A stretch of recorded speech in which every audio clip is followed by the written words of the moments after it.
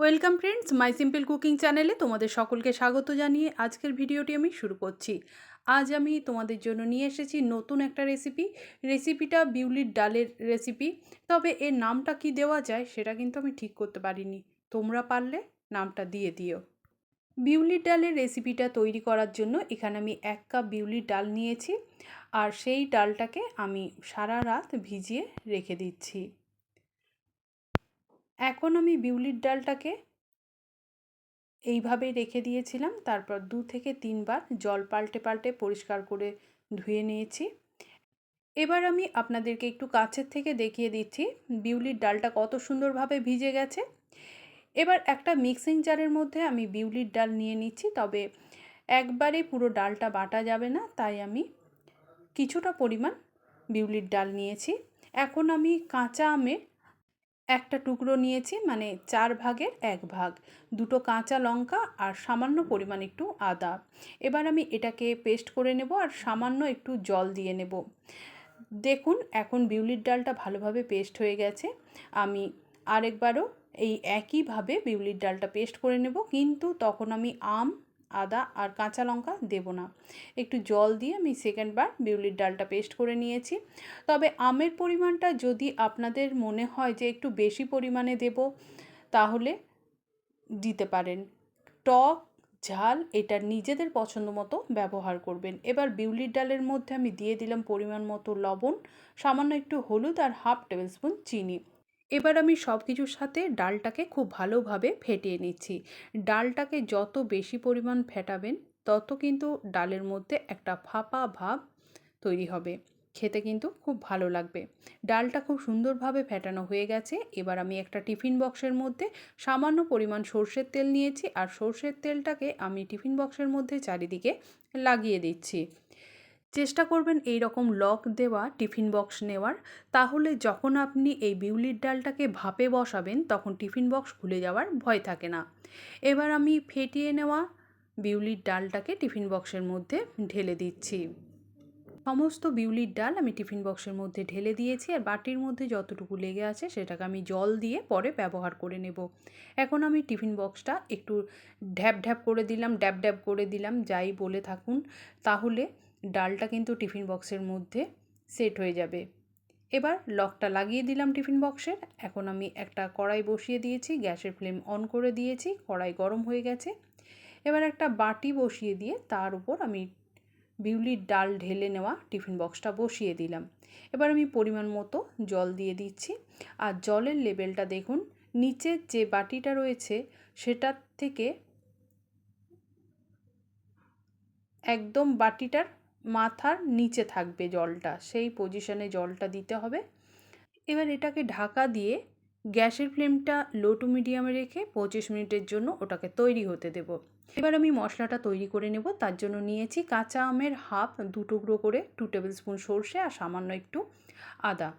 এবার ডালের বাটির মধ্যে একটু জল দিয়ে সেই জলটা আমি মিক্সিং জারে দিয়ে দিলাম, আর যে মিক্সিং জারের বাটিতে আমি ডাল পেস্ট করেছিলাম সেটাতেই আমি মশলাটা তৈরি করে নিলাম। দেখুন সুন্দরভাবে মশলাটা পেস্ট করা হয়ে গেছে। 25 মিনিট পর আমি চলে এসেছি। দেখে বুঝতেই পাচ্ছেন জল কিন্তু একেবারে শুকিয়ে গেছে, একেবারেই নিচে নেমে গেছে। এখন আমি দেখিয়ে দিচ্ছি ডালটার পজিশন কি হয়েছে। গ্যাসের ফ্লেম বন্ধ করে দিয়েছি। কিছুক্ষণ পর আমি ছুরির সাহায্যে চেক করে নিচ্ছি যে ডালের ভেতরটা ঠিকঠাক হয়েছে কিনা। ছুরিটা ডালের ভেতরে ঢুকিয়ে বের করে যদি দেখেন যে ছুরির মধ্যে ডালটা লেগে থাকছে না, তাহলে বুঝে নিতে হবে সুন্দরভাবে ডালটা কিন্তু ভেতর পর্যন্ত জমাট বেঁধে গেছে। এবার ছুরিটাকে টিফিন বক্সের ভেতর পর্যন্ত ঢুকিয়ে আমি চারিদিকটা কেটে নিচ্ছি ডালের।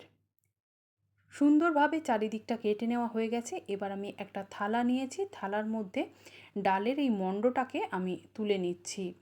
বন্ধুরা, দেখে তো বুঝতেই পাচ্ছেন যে ডালটা খুব ভালোভাবে জমাট বেঁধে গেছে। ডালের মণ্ডটাকে আমি থালার মধ্যে তুলে এবার আমি ছুরির সাহায্যে এটাকে পিস পিস করে কেটে নিচ্ছি। আপনারা যেমন চাইবেন সেই রকম ডিজাইনটা কেটে নিতে পারেন।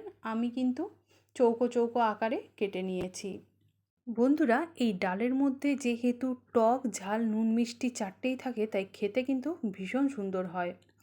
ডালের টুকরোগুলো সমস্ত কাটা হয়ে গেছে। এবার আমি গ্যাসের ফ্লেম অন করে একটা কড়াই গরম করে নিয়েছি, তার মধ্যে দিয়ে দিলাম সর্ষের তেল। তেল যখন গরম হয়ে গেছে তখন আমি দিয়ে দিলাম একটা শুকনো লঙ্কা দুটো টুকরো করে, সামান্য একটু কালো জিরে আর চেরা 4টে কাঁচা লঙ্কা। ফোড়নটাকে আমি একটু নেড়ে চেড়ে ভেজে নিলাম, তারপর দিয়ে দিলাম পেস্ট করে নেওয়া সেই সর্ষেটা।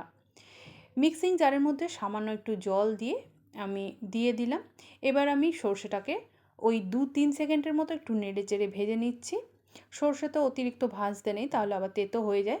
এবার দিয়ে দিলাম পরিমাণ মতো লবণ, 1/2 টেবিল স্পুনের একটু কম হলুদ, 1 টেবিল স্পুন চিনি। সব কিছুকে আমি সর্ষের সাথে ভালো করে নেড়ে চেড়ে দিলাম ওই একই রকম 2-3 সেকেন্ডের জন্য, শুধুমাত্র হলুদের কাঁচা গন্ধ যাওয়া পর্যন্ত। এবার ওই মিক্সিং জারের মধ্যেই জল নিয়ে আমি এর মধ্যে দিয়ে দিলাম। দেখুন গ্রেভিটা ফুটতে শুরু হয়েছে, তখন আমি কেটে রাখা ডালের টুকরোগুলো গ্রেভির মধ্যে দিয়ে দিলাম। এবার গ্রেভিটাকে আমি 10 মিনিটের জন্য ফুটিয়ে নেব। গ্যাসের ফ্লেমটাকে মিডিয়াম টু হাইতে রেখে একটু নেড়ে চেড়ে দিলাম, তারপর আমি এটাকে ভালোভাবে ফুটিয়ে নিচ্ছি। 10 মিনিট ভালোভাবে ফুটে যাওয়ার পর এবার আমি গ্যাসের ফ্লেম বন্ধ করে দিলাম। এখন সম্পূর্ণভাবে বিউলির ডালের এই রেসিপি তৈরি হয়ে গেছে। কিছুক্ষণ পর আমি একটা সার্ভিং বোলের মধ্যে রেসিপিটা সার্ভ করে নিচ্ছি। দেখুন, দেখে তো বুঝতেই পাচ্ছেন কত সুন্দর হয়েছে বিউলির ডালের এই রেসিপিটা। আর এই রেসিপির মধ্যে টক, ঝাল, মিষ্টি সবটাই কিন্তু পারফেক্টভাবে দিতে হয়, তাহলে কিন্তু এই রেসিপি খেতে খুব ভালো লাগে। বিউলির ডালের মধ্যে যখন টক, ঝাল, মিষ্টি সব কিছু ভালোভাবে ঢুকে যাবে, তখন কিন্তু এই ডালের বড়া বা ডালের যাই বলে থাকুন, মণ্ড, ডালের টুকরো, তার কারণে খেতে কিন্তু খুব ভালো লাগে। বন্ধুরা, আপনারা তো দেখেই নিলেন আমি রেসিপিটা কিভাবে তৈরি করলাম। আপনারাও বাড়িতে একবার এই রেসিপি তৈরি করুন, আশা করছি আপনাদেরও ভালো লাগবে।